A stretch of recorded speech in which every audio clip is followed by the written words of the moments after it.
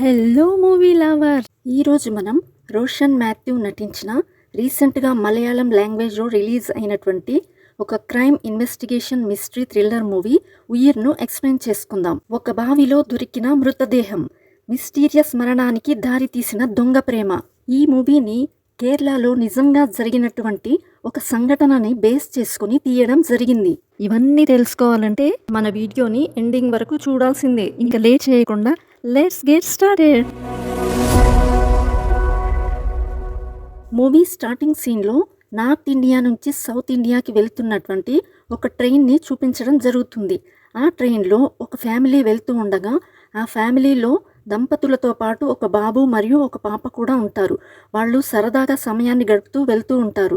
కొంతసేపు తర్వాత వాళ్ళు నిద్రపోగా అర్ధరాత్రి సమయంలో బాబు మేల్కొని చూడగా అక్కడ తన చెల్లి కనిపించదు. దాంతో తను వెంటనే తన పేరెంట్స్కి ఇన్ఫార్మ్ చేయడంతో వాళ్ళ నాన్న వెంటనే ట్రైన్ మొత్తం వెతుకుతాడు. కానీ ఎక్కడ కూడా అమ్మాయి కనిపించకపోవడంతో వాళ్ళు చాలా బాధపడుతూ ఉంటారు. కట్ చేస్తే స్టోరీ ప్రజెంట్కి వస్తుంది. అప్పుడే ఒక వ్యక్తి ఉలిక్కిపడి నిద్రలేస్తాడు. ఆ వ్యక్తి ఎవరో కాదు, ఇంతకుముందు సీన్లో వాళ్ళ చెల్లిని పోగొట్టుకున్నాడు కదా, తనే పెరిగి పెద్దయి పోలీస్ ఆఫీసర్గా వర్క్ చేస్తూ ఉంటాడు. తన పేరు అజీబ్ రెహమాన్. తను ఇప్పటికీ కూడా తన చెల్లిని గుర్తు చేసుకుంటూ ఆ రోజు మనం నిద్రపోకుండా ఉండి ఉంటే మన చెల్లి మనకు దక్కేది అని అనుకుంటాడు. ఈ రెహమాన్ ఇప్పుడు పోలీస్ ఆఫీసర్ కావడంతో తన ఫ్యామిలీ మరియు పిల్లలతో కలిసి పోలీస్ క్వార్టర్స్లో నివసిస్తూ ఉంటాడు. రెహమాన్ వర్క్ చేస్తున్నటువంటి పోలీస్ స్టేషన్లోనే జాన్ అనే ఒక హెడ్ కానిస్టేబుల్ ఉంటాడు. తను నిజానికి మన రెహమాన్కి ఒక మెంటర్ లాగా వ్యవహరిస్తూ ఉంటాడు. ఒకరోజు రెహమాన్ స్టేషన్లో ఉన్న సమయంలో తనకి ఒక ఫోన్ కాల్ వస్తుంది. దగ్గరలో ఉన్నటువంటి ఒక బావిలో ఒక అమ్మాయి డెడ్ బాడీ దొరికింది, త్వరగా రావాలి అని ఫోన్ చేయడంతో రెహమాన్ వెంటనే ఆ కానిస్టేబుల్ అయినటువంటి జాన్ని కూడా తీసుకొని అక్కడికి వెళ్తాడు. ఆ బావి దగ్గరికి వెళ్ళి ఆ బావిలో ఉన్నటువంటి అమ్మాయి డెడ్ బాడీని బయటికి తీసి ఈ అమ్మాయిని ఎవరైనా హత్య చేసి ఇక్కడ పడేశారా, లేక ఈ అమ్మాయి ఆత్మహత్య చేసుకుందా అని ఆలోచిస్తూ ఉన్న సమయంలో చనిపోయినటువంటి ఆ అమ్మాయి చేయి మీద రాజు అని ఒక టాటూ ఉంటుంది. అది కూడా కన్నడ లాంగ్వేజ్లో ఉండడంతో అది చూసినటువంటి రెహమాన్ ఖచ్చితంగా ఈ అమ్మాయి కర్ణాటకకు చెందిన అమ్మాయి అని అనుకుంటాడు. అయితే అక్కడ చనిపోయి ఉన్నటువంటి అమ్మాయి ఫేస్ మాత్రం గుర్తుపట్టలేని విధంగా తయారై ఉంటుంది. అయినప్పటికీ దాని ఫోటో తీసుకొని ఆ చుట్టుపక్కల మొత్తం కూడా ఆ అమ్మాయి గురించి ఎంక్వైరీ చేస్తాడు. అదే సమయంలో అక్కడ ఒక ఇల్లు కన్స్ట్రక్షన్ జరుగుతూ ఉంటుంది. రెహమాన్ అక్కడికి వెళ్ళి ఆ అమ్మాయి గురించి అక్కడ ఉన్నటువంటి ఒక వ్యక్తిని అడగడంతో ఆ వ్యక్తి వెంటనే పోలీసులను చూసి ఈ అమ్మాయి పేరు శోభ, తన హస్బెండ్ పేరు రాజు, వాళ్ళిద్దరూ కూడా ఇక్కడ కన్స్ట్రక్షన్ వర్క్ చేస్తూ ఉంటారు అని చెప్తాడు. వాళ్ళ ఇల్లు కూడా చూపిస్తాడు. దాంతో రెహమాన్ వెంటనే ఆ ఇంటి దగ్గరికి వెళ్ళి చూడగా ఆ ఇంట్లో ఎవ్వరూ ఉండరు. ఇంట్లో చనిపోయినటువంటి శోభ వాళ్ళ ఫ్యామిలీ ఫోటో ఉంటుంది. ఆ ఫ్యామిలీ ఫోటోలో శోభ హస్బెండ్ మరియు వాళ్ళిద్దరు పిల్లలు కూడా ఉంటారు. కానీ ప్రజెంట్ ఇంట్లో మాత్రం ఎవరూ లేకుండా ఉండడంతో రెహమాన్ దీని గురించి ఆలోచిస్తూ ఈ రాజు ఎవరు మరియు పిల్లలు ఎక్కడికి పోయారు, శోభ మాత్రం ఎందుకు చనిపోయింది అని ఆలోచిస్తూ ఉంటాడు. అలా విచారిస్తున్న సమయంలో రెహమాన్కి ఈ రాజు మరియు శోభ ఇద్దరు కూడా కర్ణాటక నుంచి కేరళ రాష్ట్రానికి బయలుదేరి బతుకు తెరువు కోసం వచ్చారు అని తెలుస్తుంది. దాంతో పోలీసులు వెంటనే ఆ రాజు యొక్క ఫోటోను తీసుకుని కర్ణాటకలో అతని గ్రామం దగ్గరికి వెళ్ళి అక్కడ ఉన్నటువంటి టీ స్టాల్ దగ్గర అతని ఫోటోను చూపించి ఈ వ్యక్తి ఎవరో మీకు తెలుసా అని అడుగుతారు. ఆ టీ స్టాల్ ఓనర్ తెలుసు, అతను మా గ్రామానికి చెందినవాడే, తను సినిమాలో ఆర్ట్ డిపార్ట్మెంట్లో వర్క్ చేస్తూ ఉంటాడు అని చెప్తాడు. సరిగ్గా అదే సమయంలో రాజు ఆ టీ స్టాల్ దగ్గరికి రావడంతో పోలీసులు వెంటనే తనని పట్టుకొని బస్సులో తిరిగి కేరళ రాష్ట్రానికి తీసుకుని వస్తూ ఉంటారు. అప్పుడు పోలీసులు రాజును చూసి అసలు మీరు ఎందుకు కేరళకి వచ్చారు అని అడుగుతారు. దానికి రాజు సమాధానం చెప్తూ నేను నా భార్య శోభ మా గ్రామంలోనే బొమ్మలు చేసుకుంటూ జీవిస్తూ ఉండేవాళ్ళం. కానీ అక్కడ మాకు పెద్దగా లాభం వచ్చేది కాదు, చాలా నష్టాలు వచ్చేవి. అలాంటి సమయంలో మా బంధువైనటువంటి భువనేశ్వర్ మాకు పరిచయం అయ్యాడు. భువనేశ్వర్ కేరళ రాష్ట్రం నుంచి వచ్చాడు.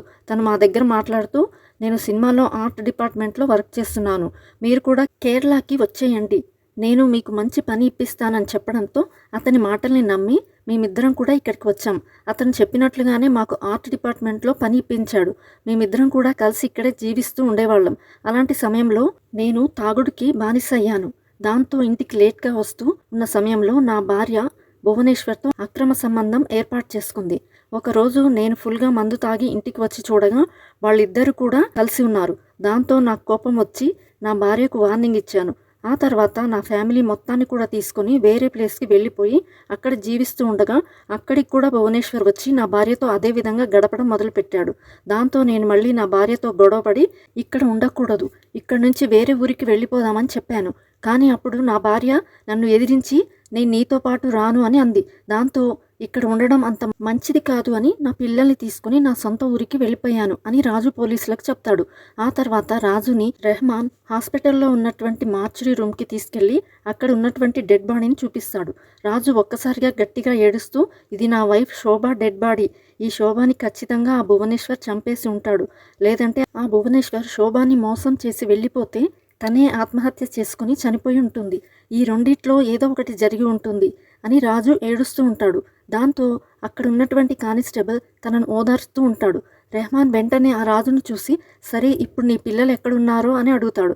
రాజు సమాధానం చెప్తూ, నేను ఇక్కడ నుండి నా వైఫ్ మీద కోపంతో పిల్లల్ని మా ఊరికి తీసుకుని వెళ్ళాను, కానీ పిల్లలు మా ఊర్లో ఉండలేకపోయారు, అందుకే నేను మా పిల్లల్ని తీసుకుని మళ్ళీ మా చెల్లె వాళ్ళ ఇంటి దగ్గర విడిచిపెట్టానని చెప్తాడు. ఆ మాటలు విన్న రెహమాన్ చాలా బాధపడుతూ, భార్య చనిపోయింది, పిల్లలు కూడా దూరం అయిపోయారు, నువ్వేం బాధపడకు, కొంచెం ధైర్యంగా ఉండు, నీకేం అవసరం వచ్చినా నాకు ఫోన్ చెయ్యి, అలాగే నువ్వు ఈ కేస్ ఇన్వెస్టిగేషన్లో మేము పిలిచినప్పుడు స్టేషన్ దగ్గరికి రావాలి అని చెప్తాడు. దానికి రాజు కూడా ఒప్పుకుంటాడు. దాంతో పోలీసులు వెంటనే ఆ రాజుని అక్కడి నుండి ఇంటికి పంపిస్తారు.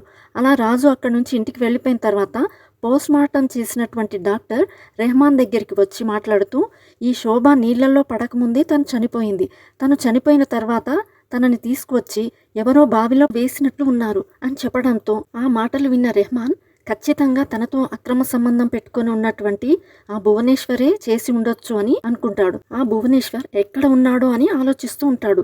సరిగ్గా అదే సమయంలో స్టేషన్ దగ్గరికి రాజు వాళ్ళ పేరెంట్స్ మరియు రాజు వాళ్ళ చెల్లి కూడా వస్తారు. వాళ్ళు రెహమాన్ని చూసి, మా రాజు స్టేషన్ దగ్గరికి వచ్చాడంట కదా, తను మా దగ్గరికి వచ్చి చాలా సంవత్సరాలు అవుతుంది, చెప్పండి సార్ మీ దగ్గరికి వచ్చాడా అని అడుగుతారు. ఆ మాటలు విన్న రెహమాన్, ఏంటి రాజు మీ దగ్గరికి చాలా సంవత్సరాల నుంచి రాలేదా, రాజు పిల్లలు మీ దగ్గరే ఉన్నారంట కదా అని చెప్పి అంటాడు. రాజు సిస్టర్ పోలీసుల్ని చూసి, సార్ వాళ్ళ పిల్లల్ని చూసి చాలా సంవత్సరాలు అవుతుంది అని అంటుంది. ఆ మాటలు విన్నటువంటి రెహమాన్ చాలా ఆశ్చర్యపోతూ, మనం విచారించి పంపింది రాజును కాదా అని వెంటనే స్టేషన్లోకి వెళ్ళి రాజు వాళ్ళ ఫ్యామిలీ ఫోటో తీసుకొని వచ్చి రాజు వాళ్ళ పేరెంట్స్కి చూపించి, ఇందులో ఉన్నది రాజు కాదా అని అడుగుతాడు. ఆ ఫోటోలను చూసినటువంటి వాళ్ళు రెహమాన్ని చూసి, ఈ ఫోటోలో ఉన్నది రాజు కాదు, అతను ఎవరో మాకు తెలియదు అని చెప్పడంతో రెహమాన్ ఒక్కసారిగా షాక్ అవుతాడు. మనం తీసుకొని వచ్చి ఎంక్వైరీ చేసింది రాజును కాదా, మరి ఆ వ్యక్తి ఎందుకు రాజులాగా స్టేషన్కి వచ్చి వెళ్ళిపోయాడు అని ఆశ్చర్యపోతాడు. సరిగ్గా అదే సమయంలో పై అధికారులు రెహమాన్కి ఫోన్ చేసి త్వరగా ఈ కేసుని సాల్వ్ చేయని తిడతారు. దాంతో రెహమాన్ వాళ్ళకి రాజు అని అబద్ధం చెప్పిన ఆ వ్యక్తినే నిందితుడు అయి ఉంటాడని పోలీస్ డిపార్ట్మెంట్ మొత్తం కూడా ఆ వ్యక్తి కోసం వెతుకుతూ ఉంటారు. ఫైనల్గా ఆ వ్యక్తి ఒక క్లబ్లో పేకాట ఆడుతున్నాడు అని తెలుసుకుని పోలీసులు అక్కడికి వెళ్ళి ఆ వ్యక్తిని అరెస్ట్ చేసి తీసుకుని వస్తూ, నీకు ఎంత ధైర్యం ఉంటే మా దగ్గర రాజు అని అబద్ధం చెప్తావా, అసలు ఏం జరిగిందో చెప్పు అని అడుగుతారు. దాంతో ఆ వ్యక్తి వెంటనే జరిగింది చెప్పడం మొదలు పెడతాడు. స్టోరీ గతానికి వెళ్తుంది. ఇంతకుముందు పోలీసులు వాళ్ళ దగ్గర శోభ అక్రమ సంబంధం పెట్టుకున్న వ్యక్తి పేరు భువనేశ్వర్ అని చెప్పుకున్నాం కదా. ఆ భువనేశ్వర్ ఎవరో కాదు, ప్రజెంట్ పోలీసులు అరెస్ట్ చేసి తీసుకొని వస్తున్నారు కదా, అతనే భువనేశ్వర్. తన పేరు రాజు అన్నట్లుగా పేరు మార్చి పోలీసుల దగ్గర చెప్తాడు. నిజానికి భువనేశ్వర్ మరియు శోభ ఇద్దరు కూడా చిన్నతనంలోనే ప్రేమించుకుంటారు. కానీ ఈ విషయం శోభ వాళ్ళ ఇంట్లో తెలియడంతో శోభ మనసు మార్చి తనని రాజుకి ఇచ్చి పెళ్లి చేస్తారు. దాంతో శోభ అన్నీ మర్చిపోయి కర్ణాటకలో ఉన్నటువంటి రాజుతో మంచిగా సంసారం చేస్తూ ఉంటుంది. ఆ సమయంలో వాళ్ళు చేస్తున్నటువంటి వ్యాపారంలో లాస్ వచ్చి రాజు తాగుడికి అలవాటు పడతాడు. ఈ విషయాలని తెలుసుకున్నటువంటి భువనేశ్వర్ వెంటనే వాళ్ళ దగ్గరికి వెళ్ళి, ఇప్పుడు ప్రజెంట్ కేరళలో నేను ఉన్నతమైన స్థాయిలో ఉన్నాను, మీరు కూడా నాతో పాటు కేరళకి రండి, అక్కడే మీకు మంచి జాబ్ చూపిస్తాను అని చెప్పడంతో రాజు మరియు శోభ ఇద్దరు కూడా భువనేశ్వర్ మాటలు విని కేరళకి వెళ్ళడంతో అక్కడ భువనేశ్వర్ వాళ్ళిద్దరికి కూడా ఒక జాబ్ చూపిస్తాడు. వాళ్ళందరూ కలిసి అక్కడ జాబ్ చేసుకుంటూ ఉంటారు. అయితే ఈ రాజు మందుకి బానిస అయిన సమయంలో భువనేశ్వర్ వెంటనే శోభతో అక్రమ సంబంధం పెట్టుకుంటాడు. ఒకరోజు రాజు మందు తాగి ఇంటికి ఆలస్యంగా రాగా ఆ సమయంలో భువనేశ్వర్ మరియు తన వైఫ్ అయినటువంటి శోభ ఇద్దరు కూడా సంబంధం పెట్టుకొని ఉంటారు. అది చూసినటువంటి రాజు చాలా బాధపడుతూ వెంటనే ఇక్కడ ఉండకూడదని చెప్పి ఇంటిని వదిలి వెళ్ళిపోతాడు. అలా రాజు ఇంటిని వదిలి వెళ్ళిపోయిన తర్వాత భువనేశ్వర్ వెంటనే శోభాని మరియు శోభ పిల్లల్ని కూడా ఒక ప్లేస్ దగ్గరికి తీసుకొని వెళ్ళి ఒక ఫ్యామిలీ లాగా బ్రతుకుతూ ఉంటారు. సిచ్యువేషన్స్ అన్నీ కూడా భువనేశ్వర్కి చాలా ఫేవర్గా మారిపోతాయి. భువనేశ్వర్ చాలా ఆనందపడుతూ, నేను ప్రేమించినటువంటి నా ప్రియురాలు నాకు మళ్ళీ పెళ్ళాంగా దొరికింది, ఇప్పుడు నాకు పిల్లలు కూడా ఉన్నారు అంటూ చాలా సంతోషంగా వర్క్ చేసుకుంటూ ఉంటాడు. ఒకరోజు భువనేశ్వర్ పని ముగించుకుని ఇంటికి రాగా ఇంట్లో తన పిల్లలు కనిపించరు. దాంతో భువనేశ్వర్ శోభాని చూసి పిల్లలు ఎక్కడికి వెళ్ళారు అని అడుగుతాడు. దానికి శోభ మాట్లాడుతూ, పిల్లలు నీ పిల్లలు కాదు కదా, ఆ రాజు పిల్లలు, రాజు వచ్చి ఇక్కడి నుంచి తీసుకొని వెళ్ళిపోయాడని చెప్పడంతో భువనేశ్వర్ చాలా కోప్పడతాడు.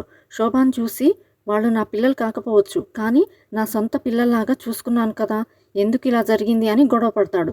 అలా భువనేశ్వర్ మరియు శోభ ఇద్దరి మధ్య చిన్న గొడవ జరుగుతూ ఉన్న సమయంలో భువనేశ్వర్ కోపంగా శోభాని కిందకు తోస్తాడు. ఆ సమయంలో శోభ బలంగా కింద పడి దెబ్బ తగిలి శోభ చనిపోతుంది. అలా జరిగిందంతా కూడా భువనేశ్వర్ పోలీసులకు చెప్తూ, ఆ రోజు నేను కావాలని శోభాని చంపలేదు, అది యాక్సిడెంట్గా జరిగింది. అలా శోభ చనిపోవడంతో ఆ డెడ్ బాడీని ఎలాగైనా మాయం చేయాలని శోభ డెడ్ బాడీని అడవి ప్రాంతానికి తీసుకువెళ్ళి అక్కడ కాల్చేయాలని అడవి దగ్గరికి వెళ్ళాను. కానీ ఆ సమయంలో ఆ చుట్టుపక్కల ఉన్నటువంటి ఏదో ఒక గ్రామంలో జాతర జరుగుతున్నట్లుగా ఉంది. చాలామంది ప్రజలు అటువైపు వస్తున్నారు. ఇప్పుడు అక్కడ డెడ్ బాడీని కాలిస్తే నేను దొరికిపోతానని శోభ డెడ్ బాడీని ఒక బావి పక్కన పెట్టి నేను వెళ్ళి ఒక ప్లేస్లో దాక్కున్నాను. వాళ్ళందరూ వెళ్ళిపోయిన తర్వాత నేను తిరిగి మళ్ళీ ఆ బావి దగ్గరికి రాగా అక్కడ ఆ డెడ్ బాడీ కనిపించలేదు. బహుశా శోభ డెడ్ బాడీ ఆ బావిలో పడిపోయిందేమో అని భువనేశ్వర్ జరిగిందంతా కూడా పోలీసుల దగ్గర ఒప్పుకుంటాడు. దాంతో పోలీసులు జరిగిందంతా కూడా భువనేశ్వర్ చెప్పడంతో ఈ కేసుని క్లోజ్ చేయవచ్చని అనుకుంటారు. సరిగ్గా అదే సమయంలో పోలీసులకి ఇక్కడ అడవిలో ఒక డెడ్ బాడీని ఎవరో పూర్తిగా కాల్చేసి ఉన్నారు, కేవలం బోన్స్ మాత్రమే ఉన్నట్లున్నాయి, ఒకసారి మీరు వచ్చి చెక్ చేయండి అని చెప్పడంతో రెహమాన్ వెంటనే జాన్ని తీసుకొని ఆ ప్లేస్ దగ్గరికి వెళ్ళి ఆ ఏరియా మొత్తం కూడా బాగా చెక్ చేస్తాడు. అక్కడ పోలీసులకి ఒక లాంతర్ కనిపిస్తుంది. దాంతో రెహమాన్ వెంటనే తన టీంని చూసి, ఎలాగైనా సరే ఇక్కడ చనిపోయినటువంటి ఆ వ్యక్తి ఎవరో కనిపెట్టండి అని చెప్పడంతో పోలీసులు చాలా తీవ్రంగా దాని గురించి ఎంక్వైరీ చేస్తారు. అప్పుడే పోలీసులు ఆ లాంతర్ ఎక్కడ కొన్నారో ఆ షాప్ దగ్గరికి వెళ్ళి ఎంక్వైరీ చేయగా షాప్ ఓనర్ మాట్లాడుతూ, ఎవరో మా దగ్గరికి వచ్చి మూవీ షూటింగ్ ఉందని చెప్పి 10 లాంతర్లను తీసుకొని వెళ్ళారు అని చెప్పడంతో పోలీసులు డైరెక్ట్గా మూవీ షూటింగ్ జరుగుతున్నటువంటి ప్లేస్కి వెళ్ళి, ఇక్కడ మూవీ షూటింగ్ జరుగుతుందని చెప్పి 10 లాంతర్లు కొన్నారంట కదా, ఆ లాంతర్లు అన్నిటిని కూడా ఇక్కడికి ఎవరు తీసుకువచ్చారని అడగడంతో దానికి సినిమా వాళ్ళు సమాధానం చెప్తూ, అది ఆర్ట్ డిపార్ట్మెంట్లో వర్క్ చేస్తున్నటువంటి భువనేశ్వర్ తీసుకుని వచ్చాడు అని చెప్పడంతో ఒక్కసారిగా ఆ మాటలు విన్న రెహమాన్ షాక్ అవుతాడు. దాంతో రెహమాన్ వెంటనే వాళ్ళ కస్టడీలో ఉన్నటువంటి భువనేశ్వర్ దగ్గరికి వెళ్ళి, నిజం చెప్పు, మాకు దొరికినటువంటి ఈ డెడ్ బాడీ కూడా నువ్వే కదా మర్డర్ చేశావు, అది రాజు డెడ్ బాడీనే కదా, నువ్వు ఇప్పుడు కూడా మాకు అబద్ధమే చెప్పావు, నిజం చెప్పు అని అంటాడు. దాంతో భువనేశ్వర్ జరిగింది మొత్తం చెప్పడం మొదలు పెడతాడు. స్టోరీ మళ్ళీ గతానికి వెళ్తుంది. ఈ శోభ మరియు భువనేశ్వర్ మధ్య అక్రమ సంబంధం కొనసాగుతూ ఉన్న సమయంలో ఒకరోజు రాజు ఫుల్గా తాగి ఇంటికి వస్తాడు. ఆ సమయంలో శోభ మరియు భువనేశ్వర్ ఇద్దరు కూడా కలిసి ఉండడం చూసి రాజు వాళ్లతో గొడవపడి భువనేశ్వర్తో ఫైట్ చేస్తూ ఉంటాడు. సరిగ్గా అదే సమయంలో శోభ ఒక తాడు తీసుకుని వచ్చి ఆ భువనేశ్వర్కి ఇచ్చి దీని సహాయంతో రాజును చంపేసేయని అంటుంది. దాంతో భువనేశ్వర్ కూడా చాలా కోపంగా ఆ రాజును చంపేయడంతో ఆ తర్వాత వాళ్ళిద్దరూ కలిసి రాజు డెడ్ బాడీని మాయం చేయాలి అని డెడ్ బాడీని ఒక అడవి ప్రదేశానికి తీసుకొని వెళ్ళి అక్కడ పెట్రోల్ పోసి కాల్చేస్తారు. అది కూడా ఈ లాంతర్ని తీసుకొని వెళ్ళి కాల్చేసి ఆ లాంతర్ని అక్కడే పడేసి ఇంటికి తిరిగి వచ్చి, మనం ఇక్కడ ఉంటే ప్రమాదం జరుగుతుంది, వెంటనే వేరే ఊరికి వెళ్ళిపోవాలని భువనేశ్వర్ మరియు శోభ పిల్లలు అందరూ కలిసి ఒక ఊరికి వెళ్ళిపోయి ఇద్దరు కూడా భార్యాభర్తలు అన్నట్టుగా కొత్త జీవితం స్టార్ట్ చేస్తారు. అలా శోభ మరియు భువనేశ్వర్ ఇద్దరూ కూడా ఒక ప్లేస్ దగ్గరికి వెళ్ళి అక్కడ జీవిస్తూ ఉన్న సమయంలో ఎక్కడ రాజును వాళ్ళు చంపిన విషయం బయటపడుతుందో అని వాళ్ళు చాలా భయపడుతూ రకరకాల ఊర్లు తిరుగుతూ ఉంటారు. అయితే శోభ మాత్రం, ఎందుకు మనం రకరకాల ఊర్లు తిరగడం, మీ సొంత ఊరికి వెళ్ళిపోదామని అంటుంది. అయితే భువనేశ్వర్ మాత్రం, వద్దు, మా ఊరికి వెళ్తే లేనిపోని సమస్యలు వస్తాయి, అప్పుడే మనం చేసినటువంటి క్రైమ్ బయటపడే అవకాశం ఉంది, కాబట్టి మనం ఇక్కడే ఉందామని అంటాడు. కానీ శోభ మాత్రం మీ ఊరికి వెళ్దామని గొడవ చేస్తుంది. తాను ఎంత గొడవ చేసినప్పటికీ భువనేశ్వర్ మాత్రం వద్దు అని అంటాడు. శోభ భువనేశ్వర్ని చూసి, నన్ను మీ ఊరికి తీసుకెళ్ళకపోతే నువ్వు నా హస్బెండ్ అయినటువంటి రాజుని చంపావని అందరి ముందు చెప్తాను అని అంటుంది. ఆ మాటలు విన్నటువంటి భువనేశ్వర్ చాలా కోప్పడుతూ ఈ శోభ బ్రతికి ఉంటే నాకు ఎప్పటికైనా ప్రమాదమే అని చాలా కోపంగా శోభని కిందకి తోయడంతో కింద పడి దెబ్బ తగులుతుంది. కానీ నిజానికి ఆ సమయంలో శోభ చనిపోదు. కానీ ఆ శోభ మాట్లాడినటువంటి మాటల వల్ల భువనేశ్వర్ చాలా భయపడుతూ తను బ్రతికి ఉంటే చాలా ప్రమాదం జరిగే అవకాశం ఉంది అని భువనేశ్వర్ గొంతు నులిమి ఆ శోభని చంపేస్తాడు. ఆ తర్వాత శోభ బాడీని కూడా హస్బెండ్ అయినటువంటి రాజు డెడ్ బాడీ ఏ విధంగా కాల్చాడో అదే విధంగా కాల్చేయడం కోసం ఒక ప్లేస్ దగ్గరికి తీసుకొని వెళ్తాడు. సరిగ్గా అదే సమయంలో అక్కడ జాతర జరుగుతూ ఉండడంతో చాలామంది ప్రజలు వెళ్తూ ఉంటారు. దాన్ని చూసినటువంటి భువనేశ్వర్ శోభ డెడ్ బాడీని తీసుకుని వెళ్ళి ఒక బావి పక్కన కూర్చోబెడతాడు. అయితే ఆ సమయంలో పొరపాటున శోభ డెడ్ బాడీ అక్కడ ఉన్నటువంటి బావిలో పడిపోతుంది. ఆ తర్వాత భువనేశ్వర్ వెంటనే డైరెక్ట్గా ఇంటి దగ్గరికి వెళ్ళి ఇంట్లో ఉన్నటువంటి పిల్లల్ని ఇక్కడే వదిలేసి తన సొంత ఊరికి వెళ్ళిపోవాలని బ్యాగ్ సర్దుకుంటూ ఉంటాడు. ఇంతలో ఆ పిల్లలు ఇద్దరూ కూడా నిద్రలేస్తారు. వాళ్ళు భువనేశ్వర్ని చూసి నాన్న అమ్మ ఏది, అమ్మ ఎక్కడికి వెళ్ళింది, అమ్మ ఎప్పుడు వస్తుంది అని అడుగుతారు. దాంతో భువనేశ్వర్ పిల్లల్ని చూసి ఇప్పుడు మనం అమ్మ దగ్గరికే వెళ్తున్నాం, మీరు కూడా రెడీ అవ్వండి, తీసుకొని వెళ్తాను అని ఆ పిల్లల్ని రెడీ చేసి తీసుకొని రైల్వే స్టేషన్కి వెళ్తాడు. అలా రైల్వే స్టేషన్కి వెళ్ళినప్పుడు భువనేశ్వర్ పిల్లల్ని ఎలా వదిలించుకోవాలి అని ప్లాన్ చేసి నార్త్ ఇండియాకి వెళ్తున్నటువంటి ఒక ట్రైన్ ఎక్కుతాడు. ట్రైన్ ఒక స్టేషన్లో ఆగిన సమయంలో తను పిల్లల్ని చూసి మీరు ఇక్కడే కూర్చొని ఉండండి, నేను కిందికి వెళ్ళి మీకు తినడం కోసం ఏమైనా తెస్తాను అని మాయమాటలు చెప్పి భువనేశ్వర్ ట్రైన్ దిగి అక్కడ నుండి పారిపోతాడు. ఆ పిల్లలు ఇద్దరూ కూడా ముంబైకి వెళ్ళిపోతారు. ఇలా జరిగిందంతా కూడా భువనేశ్వర్ రెహమాన్ దగ్గర చెప్పడంతో రెహమాన్ ఒక్కసారిగా తన చెల్లెల్ని గుర్తు చేసుకుని నా చెల్లెలు కూడా ట్రైన్లో ఇదే విధంగా మిస్ అయింది కదా అని చాలా కోపంగా భువనేశ్వర్ని కొట్టి తన మీద కేసు ఫైల్ చేసి అరెస్ట్ చేసి జైల్లో వేస్తాడు. అలా అక్కడితో ఆ కేసు అయితే సాల్వ్ అవుతుంది. కానీ రెహమాన్ మాత్రం జాన్ దగ్గరికి వెళ్ళి మాట్లాడుతూ ఇప్పుడు ఆ పిల్లలు ఎక్కడ ఉన్నారో ఎంత బాధపడుతున్నారో నాకు చాలా బాధగా ఉంది, మనం ఎలాగైనా సరే ఆ శోభ ఇద్దరు పిల్లల్ని కాపాడాలి అని రెహమాన్ మరియు జాన్ ఇద్దరు కలిసి ముంబైకి బయలుదేరి అక్కడ ఎంక్వైరీ చేస్తారు. అప్పుడే వాళ్ళకి ఇక్కడ చాలామంది పిల్లల్ని రౌడీలు కిడ్నాప్ చేసి వాళ్ళతో బెగ్గింగ్ చేయిస్తారని తెలుసుకుంటారు. ఆ తర్వాత వాళ్ళు వెంటనే లోకల్ పోలీస్ స్టేషన్కి వెళ్ళి దీని గురించి ఎంక్వైరీ చేయగా అక్కడ ఉన్నటువంటి పోలీసులు కూడా రెహమాన్ని చూసి ఇక్కడ చాలామంది రౌడీలు పిల్లల్ని తీసుకొని వచ్చి బెగ్గింగ్ చేయిస్తూ ఉంటారు, ఆడపిల్లల్ని మాత్రం కిడ్నాప్ చేసి వేరే దేశాలకు కూడా పంపిస్తూ ఉంటారు, అసలు వాళ్ళు ఉన్నటువంటి ఏరియాల్లో కూడా మేము వెళ్ళడానికి భయపడతామని చెప్తారు. ఆ మాటలు విన్నటువంటి రెహమాన్ మరియు జాన్ వెంటనే అక్కడ ఒక పెద్ద వ్యక్తి ఇలాంటి పనులు చేస్తున్నాడని తెలుసుకొని ఆ రౌడీ దగ్గరికి వెళ్ళి మేము శోభా పిల్లల్ని తీసుకెళ్లడం కోసం వచ్చాం, మేము పోలీసులం అని చెప్పి వాళ్ళకి వార్నింగ్ ఇస్తారు. ఆ రౌడీ దగ్గర కూడా దాదాపు 50 మంది పిల్లలు ఉంటారు. ఆ పిల్లలందరూ కూడా చాలా భయపడుతూ బిక్కుబిక్కుమంటూ ఉంటారు. సరిగ్గా అదే సమయంలో అక్కడ ఒక పాప దగ్గరికి వాళ్ళ తమ్ముడు వచ్చి అక్క బాధపడకు, ఖచ్చితంగా అమ్మ మన దగ్గరికి వస్తుంది, నువ్వు భోజనం చెయ్యి, అమ్మ మన దగ్గరికి వచ్చి మన ఇద్దరిని కూడా ఇంటికి తీసుకొని వెళ్తుంది అని అంటాడు. అది మొత్తం చూసినటువంటి రెహమాన్ ఖచ్చితంగా వీళ్ళిద్దరూ కూడా శోభా పిల్లలే అయి ఉంటారని వాళ్ళ దగ్గరికి వెళ్తాడు. అలా రెహమాన్ శోభా పిల్లల్ని చూసినప్పుడు చిన్నప్పుడు మిస్ అయిపోయినటువంటి తన చెల్లెల్ని తను చూసినట్టుగా ఫీల్ అవుతాడు. ఆ తర్వాత శోభా పిల్లలు ఇద్దరిని కూడా కేరళకు తీసుకుని వస్తాడు. ఈ విషయం మీడియా వాళ్ళకి తెలియడంతో అది వైరల్ అవుతుంది. పోలీస్ డిపార్ట్మెంట్ వాళ్ళందరూ కూడా రెహమాన్ని అభినందిస్తారు.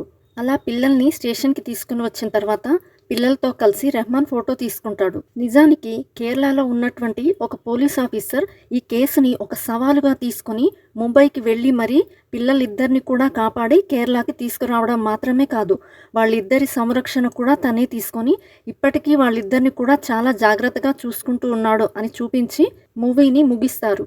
ఈ వీడియో మీకు నచ్చినట్లయితే లైక్ అండ్ షేర్ చేసి ఇంకా మీరు ఏ మూవీ అండ్ వెబ్ సిరీస్ వినాలి అని అనుకుంటున్నారో కమెంట్ చేయండి. ఇలాంటి మరిన్ని వీడియోస్ కోసం మన ఛానల్ని సబ్స్క్రైబ్ చేయడం మర్చిపోకండి. Thanks for watching. See you all in the next video. Bye.